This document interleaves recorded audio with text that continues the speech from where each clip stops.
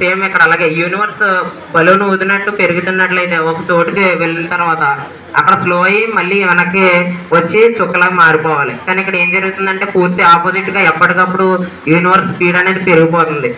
ఈ డార్క్ ఎనర్జీని చాలా వరకు కనిపెట్టడం కష్టం. సో ఇది ఎలాగుంటుంది అనేదాన్ని సైంటిస్టులు కూడా కనిపెట్టలేకపోయారు. నెక్స్ట్ డార్క్ మ్యాటర్ అంటే ఈజీగా ఎక్స్ప్లెయిన్ చేయొచ్చు. ఇప్పుడు ఒక సన్ తీసుకున్నాం, సన్ చుట్టూ తిరిగే ప్లానెట్స్ ఉంటే ఇప్పుడు కొన్ని ప్లానెట్స్ ఎలా తిరిగి దగ్గర ఉన్న ప్లానెట్స్ ఏమో ఫాస్ట్గా తిరిగింది, ఎందుకంటే సన్ గ్రావిటేషన్ ఫీల్డ్కి మధ్యలోకి రాకూడదు, అలాగని మరీ స్పీడ్ వల్ల ఇసిరే పడకూడదు.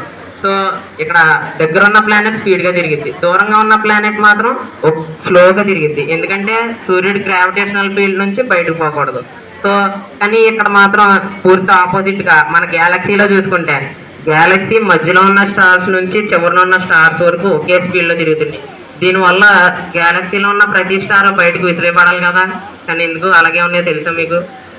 డార్క్ మ్యాటర్ ఏం చేస్తుంది అంటే గ్యాలక్సీని పట్టుంచి ఒక సైడ్ నుంచి వేరే సైడ్కి రొటేట్ చేస్తుంది.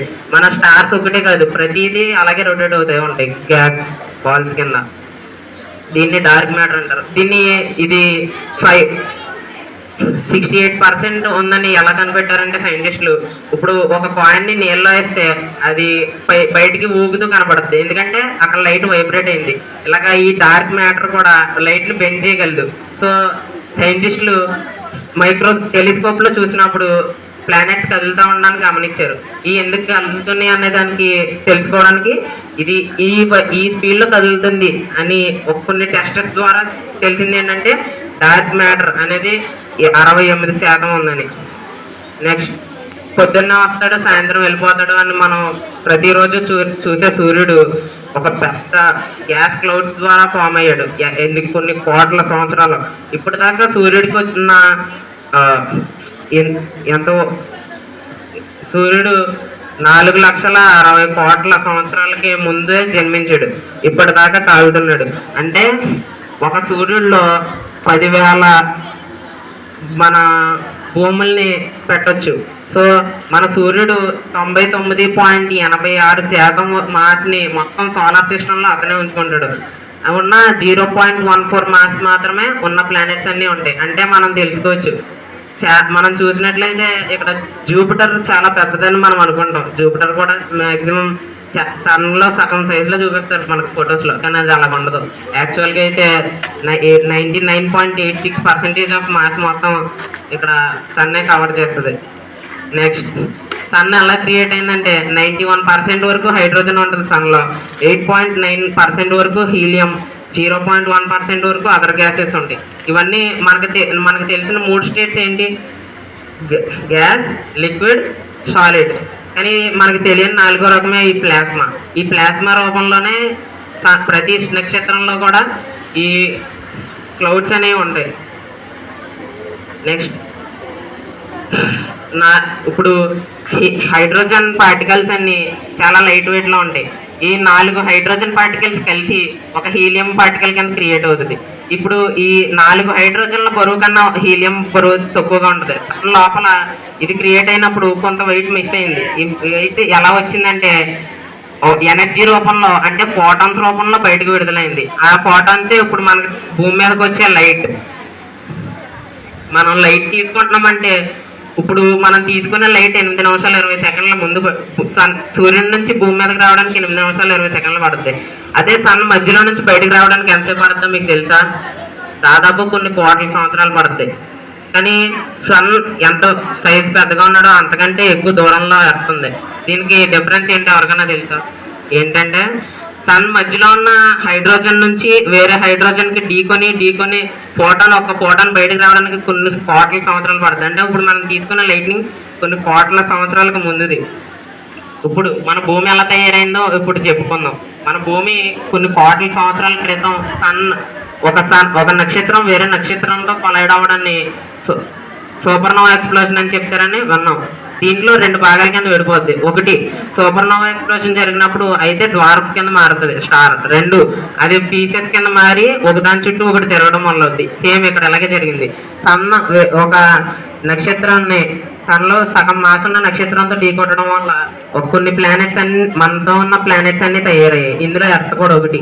ఎర్త్ స్టార్టింగ్ లో గ్రావిటేషనల్ ఫీల్డ్ వల్ల స్టోన్స్ అన్ని ఒక చోటికి చేరి తిరగడం వల్ల గోళంలో తయారయ్యేది. అప్పట్లో స్టార్టింగ్ లో చాలా హీట్ గా ఉండేది. అప్పుడు మన భూమికి చందమామలు లేవు. మన భూమికి ఎర్త్ ఎలాగొచ్చిందంటే, మన మూన్ ఎలాగొచ్చిందంటే మార్స్ సైజులో ఉన్న ఒక గ్రహం వచ్చి భూమిని ఢీకొట్టడం వల్ల మన భూమి 23.5 డిగ్రీలు బెండ్ అయింది.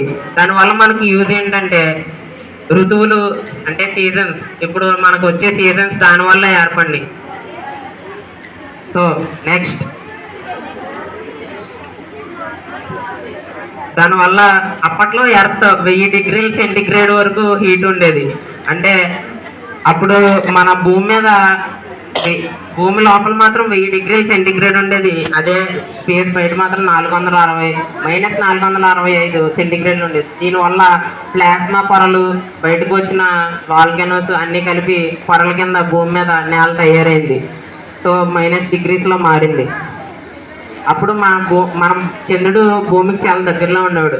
భూమి మీద ఇప్పుడు వాటర్, మనం చూసే వాటర్ అంతా రావడానికి కొన్ని కోట్ల సంవత్సరాలు టైం పట్టింది. అది ఎలాగంటే ఒక నక్షత్రం మనం చూసినట్టయితే మెటియోర్, యాస్ట్రాయిడ్స్, ఈ యాస్ట్రాయిడ్స్ అన్నీ వచ్చి భూమి మీద ఉల్కలు పడడం వల్ల వచ్చింది. ఒక ఉల్కలో మనకు తెలిసినట్టయితే 1 నుంచి 10 ml వరకు వాటర్ ఉంది అంతే. అంటే మన భూమి మీద ఎన్ని ఉల్కలు పడితే ఎంత వాటర్ వచ్చిందో మనం తెలుసుకోవచ్చు. ఓకే, ఇంకా మా భూమి మీద మొట్టమొదటి జీవి ఎలాగొచ్చిందో మనం తెలుసుకుందాం ఇప్పుడు లాస్ట్. ఓకే, ఒక భూమి మీద ఒక జంతువు ఎలా పుట్టిందంటే ఫస్ట్ థింగ్ ప్రొకారియోట్ అనే ఒక జీవి మాత్రం పుట్టింది భూమి మీద. ఇప్పుడు మనం చూసుకున్నట్టయితే రాత్రి ఫ్రిడ్జ్లో పెరుగు పెట్టి పాలోసి వదిలేసామంటే తెల్లారేసరికి అది పెరుగు కింద మారుతుంది. ఎందుకు? అందులో ఒక బ్యాక్టీరియా క్రియేట్ అయింది. కొన్ని జరిగిన కెమికల్ చేంజెస్ వల్ల బ్యాక్టీరియా దాంట్లో పుట్టడం వల్ల అక్కడ కర్డ్ కింద మారింది పాలు. సేమ్ ఇదే విధంగా ఇక్కడ ప్రాసెస్లో కొన్ని ప్రాసెస్ జరిగి జెనసిస్ జరిగి ఇక్కడ ఫస్ట్ బ్యాక్టీరియా పుట్టింది. దీన్ని నెక్స్ట్ దాని దగ్గర నుంచి ఎవల్యూషన్, పరిణామం అంటారు. పరిణామం జరిగి ఒకదాని నుంచి ఒక జంతువు వచ్చింది. మొట్టమొదట వచ్చిన బ్యాక్ బోన్ ఒక ఫిష్ దగ్గర నుంచి ఇప్పటిదాకా మనుషులు విస్తరించారు. అలాగే మనకు తెలిసిన మనిషి జాతి ఒకటే. ఇప్పటిదాకా మనం అనుకునేది ఒకే ఒక మనిషి జాతి ఉంటుందని, కానీ ఇప్పటిదాకా మనకు తెలియని జాతులు ఏంటంటే Homo rudolfensis, Homo habilis, Homo erectus, Homo neanderthal, Homo sapiens. ఇందులో మనం హోమోసేపియన్స్ మాత్రమే ఉన్న 4 మనుషుల జాతులు అంతమైపోయి. అది దేనివల్ల ఎవరికి తెలియదు, కానీ చాలా కోట్ల సంవత్సరాల నుంచి ఈ 5 జాతులు ఉండేవి భూమి మీద. ఇందులో ఉన్న 4 జాతులు అంతమైపోయి హోమోసేపియన్స్ అనే ఒకే ఒక జాతి మాత్రం మిగిలింది. ఆఖరికి హోమోసేపియన్స్ రాళ్ళ ద్వారా చెక్కడం అలాగే చాలా నేర్చుకున్నారు. ఒక చెట్టు నుంచి రాయిని చెక్కడం వల్ల నిప్పుని ఎలా చేయొచ్చు, అలాగే చక్రం తయారు